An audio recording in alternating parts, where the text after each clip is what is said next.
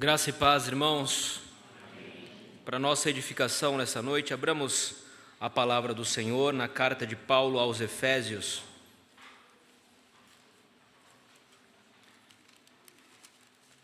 Nós faremos a leitura dos dois primeiros versos dessa carta em uma só voz. Efésios capítulo 1, versículos 1 e 2. Leiamos juntos. Paulo, apóstolo de Cristo Jesus, por vontade de Deus, aos santos que vivem em Éfeso e fiéis em Cristo Jesus, graça a vós outros e paz da parte de Deus, nosso Pai, e do Senhor Jesus Cristo. Oremos mais uma vez. Pai Santo, neste momento nós queremos pedir a direção do Teu Santo Espírito, ó Pai, para a exposição da Sua palavra. Que o Senhor, ó Deus, possa falar conosco por meio da ação do Espírito Santo, agindo em nós e através de nós, para que possamos expor, ó Pai, a Tua santa palavra, que ela possa comunicar aos nossos corações as verdades do Senhor, que possamos guardá-las, ó Deus, e também, ó Pai, colocar em prática em nossas vidas dia após dia. Essa é a nossa oração e a fazemos em um nome santo de Jesus. Amém. Ela entrou para a história como a maior avarenta da América, mas quando morreu em 1916, Kate Green deixou um patrimônio avaliado em mais de 100 milhões de dólares. Ela comia aveia fria porque custava aquecê-la. Seu filho teve que sofrer uma amputação da perna, pois ela demorou tanto para procurar uma clínica gratuita que o caso dele se tornou incurável. Ela era rica, mas escolheu viver como indigente. Excêntrico? Certamente. Louco? Talvez, mas ninguém poderia provar isso.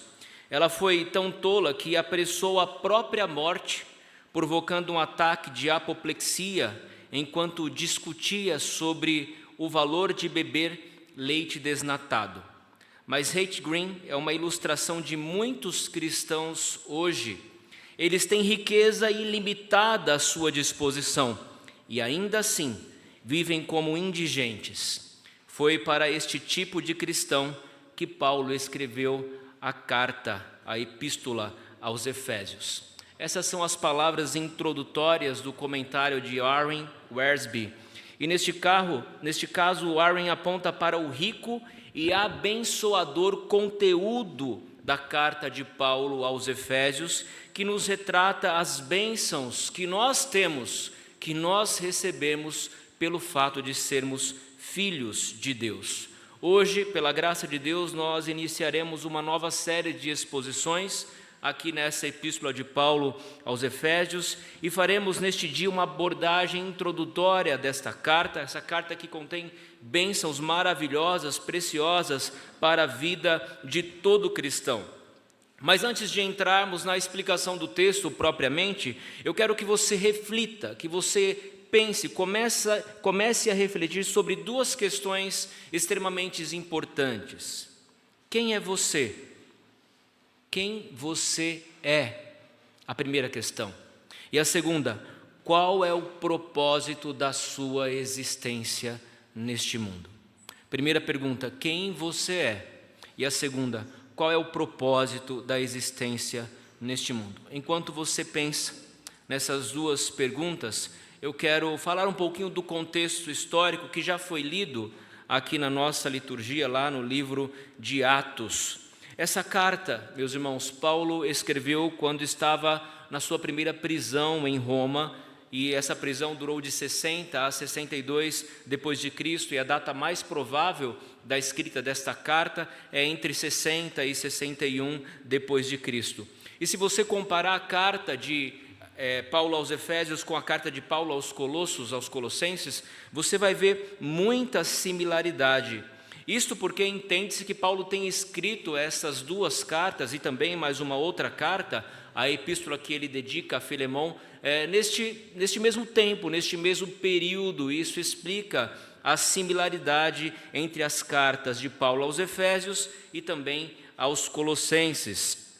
Apesar de ser direcionada aos crentes que estão em Éfeso, alguns defendem que esta carta era uma carta circular, era uma carta que era direcionada a Éfeso, mas poderia circular por outras igrejas da Ásia, com instruções gerais para todas as igrejas em todas as épocas. Onésimo, que é desse contexto, desse período histórico, era um escravo que havia fugido de Filemão, que frequentava a igreja de Colosso.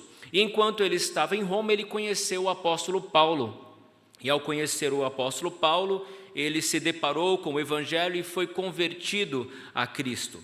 Tíquico era um dos pastores da igreja de Colosso e também estava ali em Roma. Ele foi trazer alguns problemas, algumas questões até o conhecimento do apóstolo Paulo a respeito da igreja.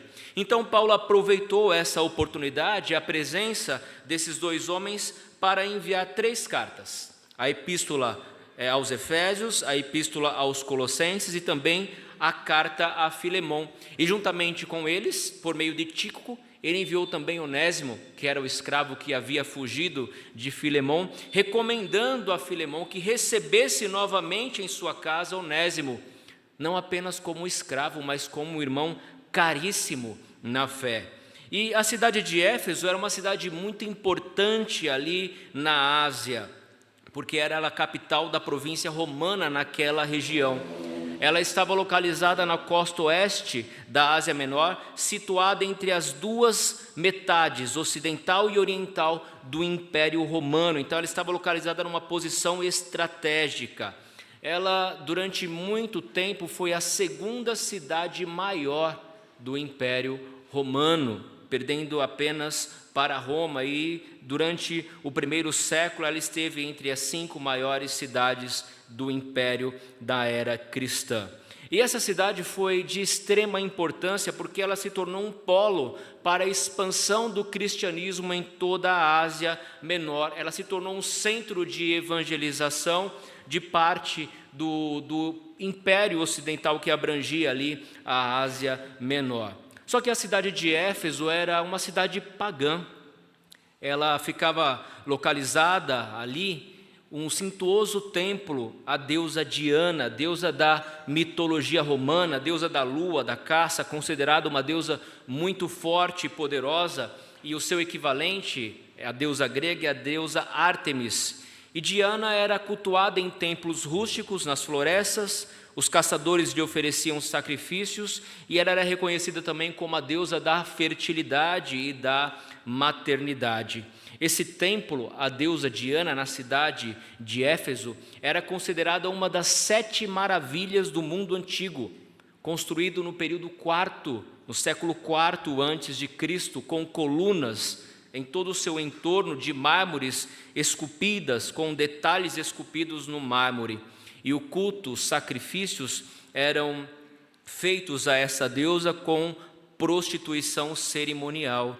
E os cidadãos de Éfeso tinham muito orgulho de serem ali o reduto, os guardiões da deusa Diana. Tanto que, se você for ler o contexto ali de Paulo em Éfeso e o evangelho como se deu naquela cidade, você vai ver que, em protesto ao cristianismo que estava se espalhando na cidade de Éfeso, alguma confusão gerou ali, através de Demétrio, que eram ourives, que fazia objetos de prata da deusa Diana e comercializava esses objetos. Isso causou um grande tumulto na cidade e eles se reuniram e ficaram gritando por quase 2 horas: grande é a Diana dos Efésios, grande é a Diana dos Efésios. Tamanha era a idolatria a essa deusa, cuja cidade de Éfeso era a sua guardiã. A história, portanto, da igreja de Éfeso começa cerca de 10 anos antes de Paulo escrever essa carta. Ela inicia-se ali no finalzinho da segunda viagem missionária de Paulo, por volta de 51 a 52 depois de Cristo. Foi quando Paulo de Corinto leva Priscila e Áquila e deixa eles em Éfeso. E na ocasião Paulo pregava nas sinagogas aos judeus, mas ele não permaneceu em Éfeso por muito tempo. Ele deixa Éfeso, vai para Jerusalém, passa por Antioquia, pela Frígia, pela Galácia e vai confirmando os irmãos que ele já havia pregado e testemunhado de Cristo ali, fortalecendo os crentes ali. Mas Priscila e Áquila ficaram em Éfeso pregando o evangelho e depois chega um reforço em Éfeso. Depois você vai ter ali na cidade de Éfeso um homem que era um judeu natural de Alexandria chamado Apolo. E a Bíblia diz que Apolo era um homem eloquente, um homem poderoso nas Escrituras, instruído no caminho do Senhor, que era fervoroso de espírito e falava com precisão, provando por meio das Escrituras que Jesus é o Messias, que Jesus era o Cristo. E dele dava um bom testemunho, porque ele pregava com ousadia a respeito do Senhor. Eles então se uniram, Priscila, Áquila e Apolo, e eles tomaram Apolo e começaram a evangelização em Éfeso. Depois Apolo se dirige a Corinto, mas o evangelho, a igreja de Éfeso já começa a se fortalecer ali.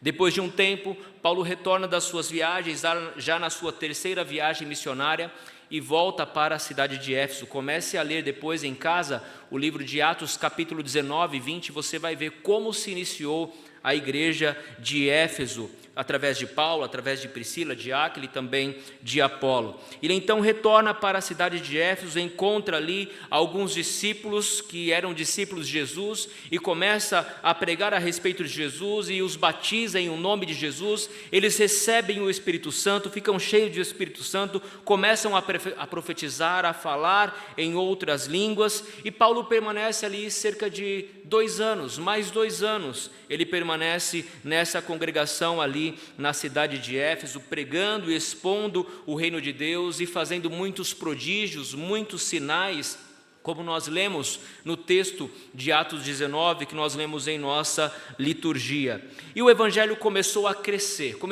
ao tal ponto que começou a atrapalhar o comércio local, o comércio da deusa Diana, e isso trouxe certo tipo de perseguição a Paulo e aos cristãos naquela cidade, mas a igreja cresceu e se fortaleceu na cidade de Éfeso.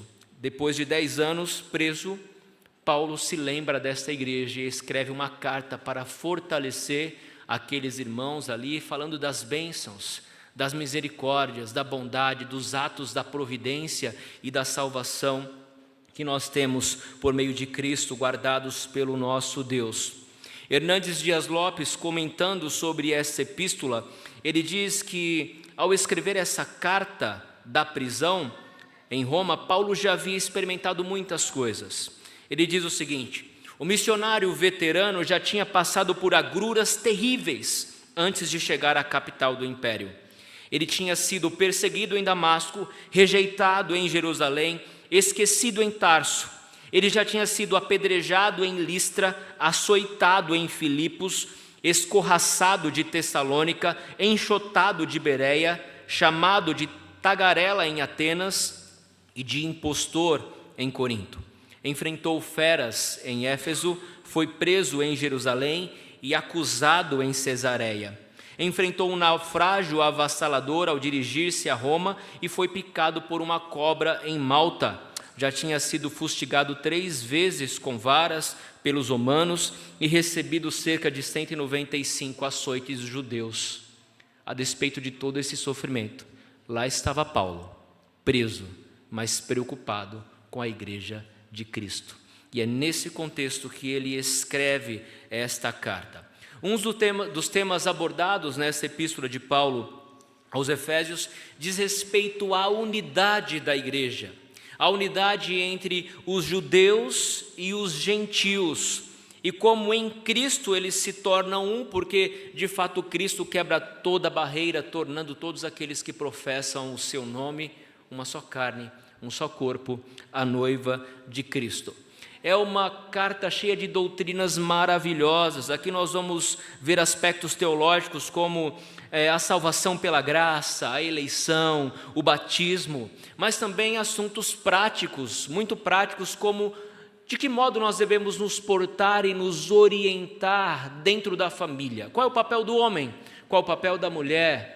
Qual é o papel dos filhos em relação aos pais e dos pais em relação aos filhos? Então, Paulo sabe aqui unir com muita maestria e precisão tanto a ortodoxia doutrinária quanto a ortopraxia, o modo como Deus se revela, mostrando como nós devemos agir, entender as verdades, mas também saber aplicar no nosso contexto diário, na nossa vida diária. E ele termina mostrando que nós estamos em uma batalha espiritual. Ele vai nos ensinar como nos preparar para essa batalha, como nos revestir de toda a armadura que Deus dispõe para os crentes, para lutar contra Satanás e contra as hostes malignas nas regiões celestiais em Cristo Jesus. E essa carta em especial, na sua introdução, nos diz muito a respeito de Paulo e também a respeito dos crentes em Éfeso.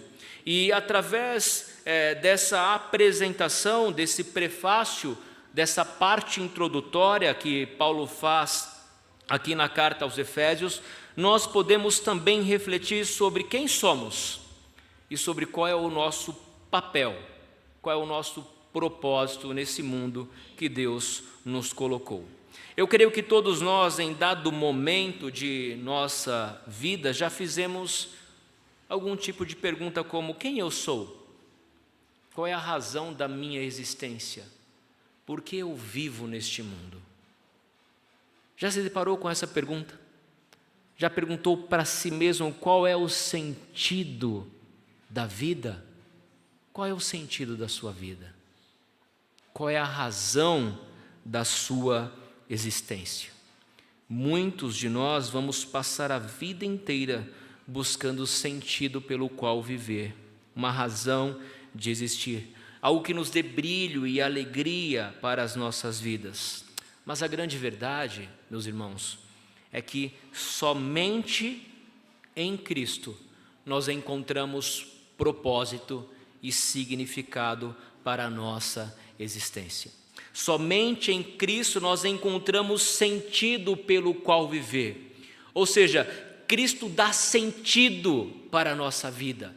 Em Cristo nós sabemos qual é o motivo da nossa existência, como Deus nos amou a ponto de enviar o seu Filho para morrer na cruz em nosso lugar e nos fazer seus filhos. Então você vai saber qual é o propósito da sua existência. Entender que a sua vida não é obra do acaso. Entender que a sua vida não é mero acaso ou coincidência, mas existe uma razão pela qual Deus te trouxe à existência, te salvou e te chamou para ser seu filho em Cristo Jesus. E isso é que vai dar sentido, propósito e direção para a sua vida. Portanto, o que nós podemos aprender com esses dois primeiros versos introdutórios da carta de Paulo aos Efésios é que a salvação em Cristo nos mostra quem somos e dá sentido à nossa existência. Paulo sabia muito bem quem ele era. Ele era um apóstolo de Cristo. Observem as primeiras palavras do primeiro verso. Paulo, apóstolo de Cristo Jesus por vontade de Deus. Paulo se auto-intitula aqui como apóstolo de Cristo, obviamente por vontade de Deus. Mas o que significa essa palavra, apóstolo? O que quer dizer a palavra apóstolo? Porque nós temos visto no meio evangélico hoje que muitos se intitulam como apóstolos. Apóstolo fulano de tal, apóstolo tal, alguns usam o chapéu para se tornar mais excêntrico, enfim, você vê, alguns se autodenominando apóstolos. Mas qual é o sentido bíblico dessa palavra? Será que todos, ou aqueles que estão à frente de algum trabalho eclesiástico, podem usufruir deste título? Podem tomar este título para si? Se nós olharmos para o contexto bíblico no qual essa palavra foi forjada, apóstolo significa simplesmente enviado, o enviado com uma mensagem, neste caso a mensagem da parte de Deus. Então, há um equívoco quando as pessoas se autodenominam apóstolos. Certamente não é apóstolo no sentido genuíno, bíblico, da igreja primitiva, quando Jesus separou alguns para serem de fato seus apóstolos. E para ser um apóstolo de Cristo, você deveria passar por alguns pré-requisitos. Você deveria receber uma convocação direta de Deus. Os discípulos que se tornaram apóstolos receberam uma convocação direta da parte de Deus e também terem sido testemunhas oculares da ressurreição de Cristo, ou terem visto o Cristo ressurreto. E Paulo foi, como ele mesmo fala, um apóstolo nascido fora do tempo. Quando ele escreve a sua primeira carta à igreja de Corinto, lá no capítulo 15, onde ele vai fazer uma apologia, uma defesa da ressurreição, ele vai dizer que Cristo, depois de ressurreto, foi visto por Tiago, versículo 7, mais tarde por todos os apóstolos e afinal, depois de todos, foi visto também por mim, ou seja, ele foi chamado por Cristo e ele viu o Cristo ressurreto, como por um nascido fora de tempo, porque eu sou o menor dos apóstolos, que mesmo não sou digno de ser chamado apóstolo, pois persegui a igreja de Deus. Então Paulo foi chamado para ser apóstolo em um tempo um tanto quanto diferente, depois que ele tem um encontro dramático com Cristo. Saulo de Tarso, os irmãos precisam lembrar do início da vida de Paulo, era um perseguidor da igreja.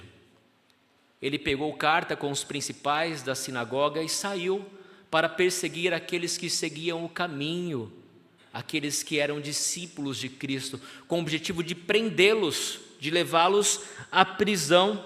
Mas no caminho de Damasco ele tem um encontro todo especial com Cristo, diante do qual caiu de joelhos e a glória do Senhor resplandeceu sobre ele, e ele ficou cego, e ele foi questionado por que o perseguia, e depois disso Deus deu um propósito. Deus falou: olha, você não nasceu para ser perseguidor da igreja, eu vou te dar um propósito maior do que esse. E ele revelou esse propósito a Ananias. Ananias ficou perplexo: como eu vou receber esse irmão que é essa pessoa que é um perseguidor da igreja, que está prendendo os que seguem o caminho, os que seguem a Cristo? Aí Deus falou a Ananias e disse: vai, porque este é para mim um instrumento escolhido para levar o meu nome perante os gentios e reis, bem como perante os filhos de Israel, pois eu lhe mostrarei quanto lhe importa sofrer pelo meu nome. Paulo, quando encontrou com Cristo, ele então pôde perceber qual era o propósito da sua existência. Se você não tem claramente qual é o sentido e propósito da sua existência, você precisa ter um encontro com Cristo, porque é por meio desse encontro que você vai encontrar sentido e propósito para a sua vida. Os apóstolos bíblicos, não aqueles que se auto-intitulam apóstolos, foram dotados com dons especiais, dons de curar, milagres, prodígios, sinais, isso para autenticar o seu apostolado. Em 2 Coríntios, capítulo 12, verso 12 diz: pois as credenciais do apostolado foram apresentadas no meio de vós com toda persistência, por sinais, prodígios e poderes miraculosos. E nós vimos isto na formação da igreja de Éfeso, como o Senhor usava a vida de Paulo para fazer milagres, prodígios, subjugar os demônios. E ele mostra então que esses sinais, esses prodígios, esses poderes miraculosos testemunhavam e testificavam, autenticando assim o apostolado. Mas, de uma forma geral, há um sentido que nós podemos também aplicar às nossas vidas. O significado da palavra apóstolo qual é? Enviado. Lembrem-se disso. Apóstolo significa enviado. Neste sentido, e somente nesse sentido, você também é um apóstolo, porque você também tem essa missão, você também é enviado com uma mensagem real, com a mensagem do Evangelho. Entendendo, portanto, o significado dessa palavra, nós podemos de fato perceber que, em certa medida, nós somos apóstolos, nesse sentido, de que Deus nos envia para testemunhar a respeito de Cristo. E como você faz isso? Em todo o tempo, no seu trabalho, na sua comunicação, nas pessoas que te cercam, nos lugares onde você passa, nas pessoas com as quais você estuda. É aí que você é enviado para testemunhar a respeito de Cristo, para falar do amor de Cristo e para levar propósito à vida dessas pessoas. E diante desta autodeclaração, nós podemos enxergar que Paulo era de fato um homem que fora chamado e ele entendia muito claramente o seu propósito. Isso fica claro na sua identificação nessa carta. Paulo, apóstolo de Cristo Jesus. Meus irmãos, aqui nós temos a ideia de pertencimento. Paulo sabia que a sua vida não era dele. Paulo sabia que a sua vida pertencia a Cristo. E por isso ele diz: eu sou Paulo, apóstolo de Cristo Jesus. Eu pertenço a Cristo Jesus. Uma das questões que Jesus colocava para aqueles que queriam segui-lo é que eles deveriam negar a si mesmo. Negue a si mesmo, tome a sua cruz e siga-me. Para tornar-se um discípulo de Cristo, você precisa negar o seu eu.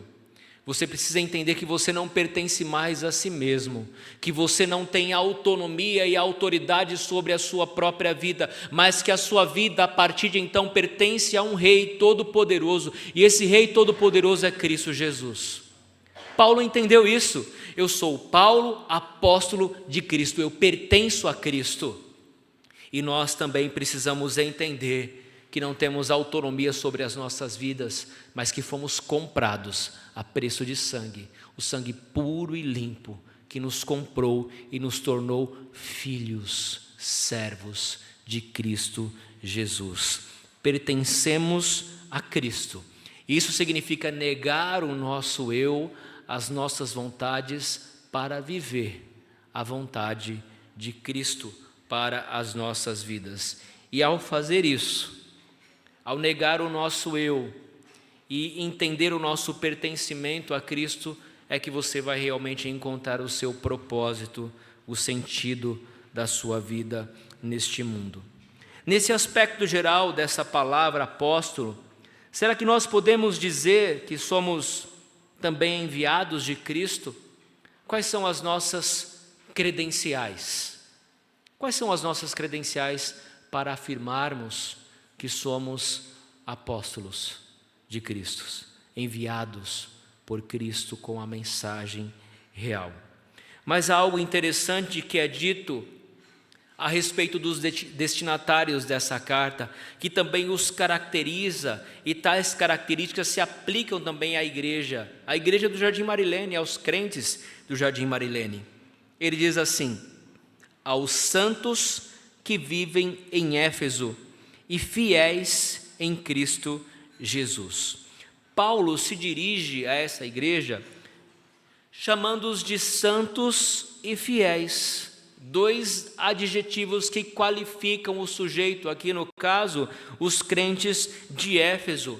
E é necessário fazer uma reflexão e uma análise a respeito do sentido destas palavras, santo e fiel. Uma reflexão teológica. Por que será e qual é a razão que Paulo chama ali os crentes de Éfeso de santos? Santos. Nós precisamos entender que santo aqui, meus irmãos, não é aquela atribuição que a Igreja Católica faz a respeito de um determinado homem ou mulher no processo de canonização. Depois da morte, contestado aí alguns milagres, atestado alguns milagres, essas pessoas são tornadas ou declaradas santas e podem então, através dessa canonização, fazer uma intermediação entre os homens e Deus. Não é nesse sentido. Não é esse sentido que Paulo chama aqui os cristãos de Éfeso de santos. Mas o conceito de santo, meus irmãos, está no fato de que Cristo através da sua obra salvífica, do derramar do seu sangue na cruz, da remissão por meio do seu sangue, nos torna santos, nos declara santos. E aqui nós temos o aspecto da justificação, a justiça de Cristo atribuída a nós, que mesmo sendo pecadores, nós podemos ser chamados de santos por causa da obra de Cristo. Mas lembrem-se aqui, qual é o sentido da palavra santo? Não é apenas uma elevação moral, espiritual, acima de outras pessoas, mas o sentido de santo é separado. E você precisa entender que quando Cristo manifesta a sua graça, e você se torna um santo, você se torna separado. Você foi tirado do mundo para pertencer a Cristo, e agora é consagrado a Deus. Isto é ser santo, é ser separado para Deus. Antes você vivia no mundo para satisfazer os desejos da carne, dos pensamentos, e comunicava e vivia em comunhão com este mundo, mas você foi separado por Deus, pela graça de Cristo, para pertencer a Ele, e é nesse sentido que você é santo. Por isso ele diz aos santos, aos separados, mas não apenas santos, aos fiéis em Cristo que vivem em Éfeso. E essa palavra fiel também está baseada na obra de Cristo. Tudo é graça, e nós vamos entender isso à medida que nós formos lendo a carta de Paulo aos Efésios. Tudo provém da graça de Deus. Quando ele chama aqueles irmãos de fiéis, aos fiéis que estão em Cristo Jesus, que vivem em Éfeso, não é que eles eram fiéis por si mesmos, mas que a obra de Cristo os tornaram fiéis. É a fidelidade de Deus na obra da salvação que nos torna fiel. E vejam, esses dois adjetivos, santos e fiéis, estão totalmente ligados à obra de Cristo, e nós precisamos compreender isso. É fruto da graça de Deus. E nesse sentido, meus irmãos, nós podemos entender que essa carta também se aplica a nós, e podemos ler esse prefácio da seguinte forma: Paulo, apóstolo de Cristo Jesus, por vontade de Deus, aos santos que vivem no Marilene e fiéis em Cristo Jesus, porque a obra de Cristo também nos santifica e nos torna fiéis, e isso para a sua glória. Se você não sabia quem você era, agora você sabe. Você é alguém que foi separado, santificado, e é alguém fiel, porque a graça de Cristo se manifestou e transformou a sua vida. Você sabe quem é, e você vai entender qual é o propósito desse chamamento, dessa salvação. Você foi separado para viver para a glória de Deus. Mas a saudação clássica também aparece aqui no versículo 2, e Paulo diz: graça a vós outros e paz da parte de Deus nosso Pai e do Senhor Jesus Cristo. Essa saudação, graça e paz, vai ser uma saudação clássica que Paulo vai usar na maioria das suas cartas, e existe uma razão pelo qual ele saúda a igreja com esta saudação de graça e paz.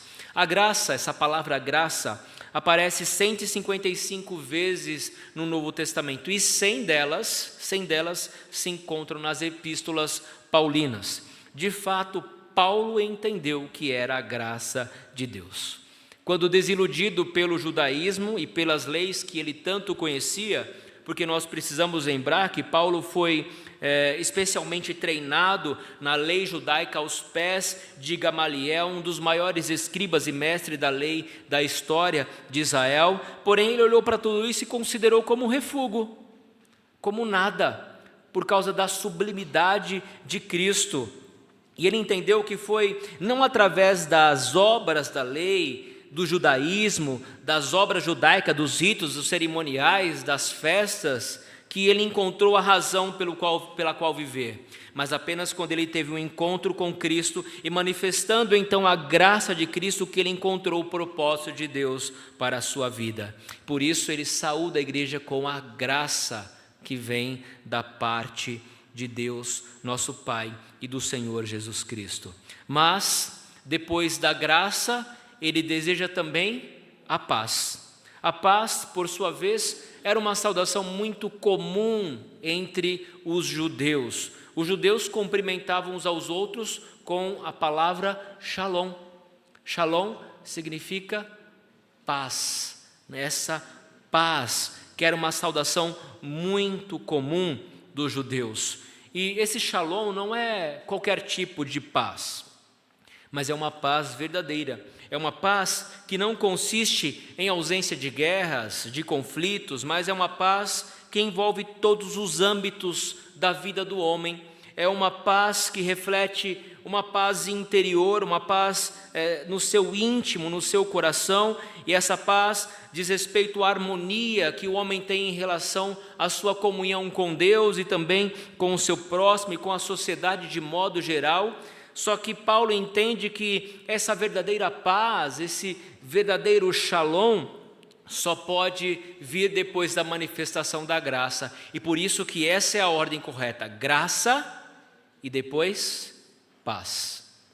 E aqui nós entendemos que ninguém pode ter a verdadeira paz se não conhecer a verdadeira graça. Graça e depois paz.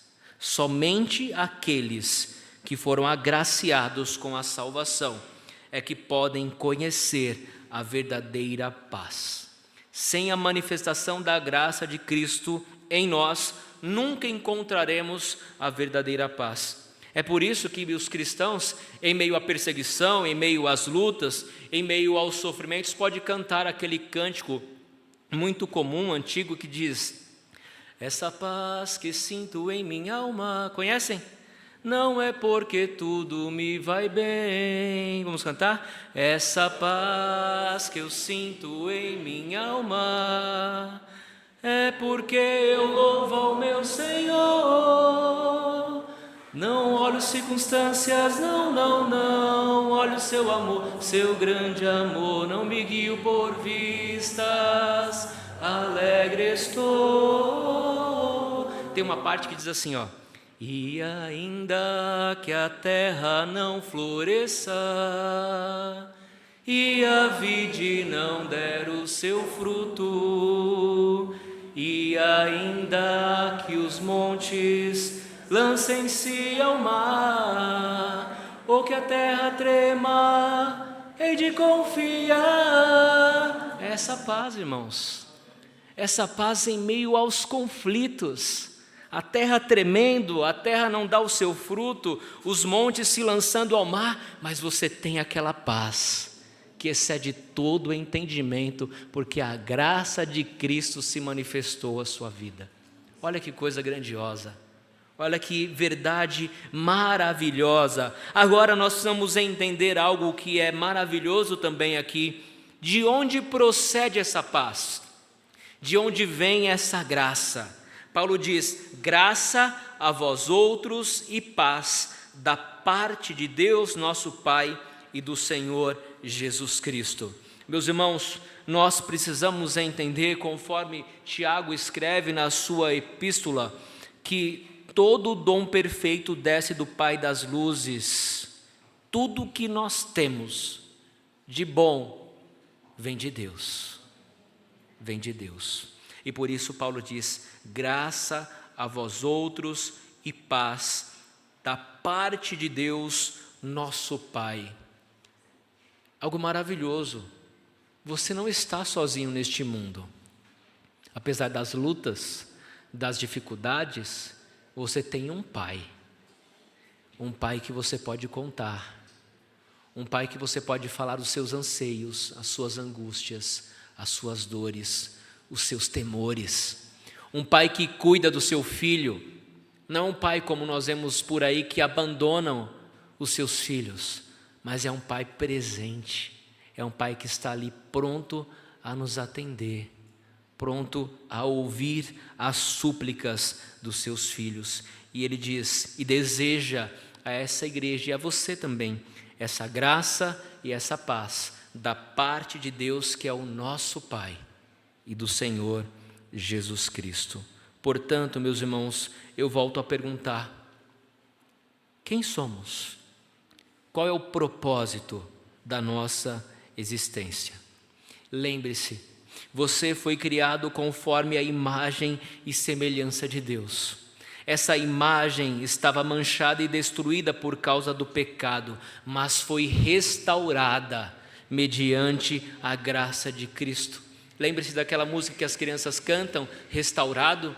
Exatamente isso. A imagem de Deus em nós foi restaurada por meio de Cristo.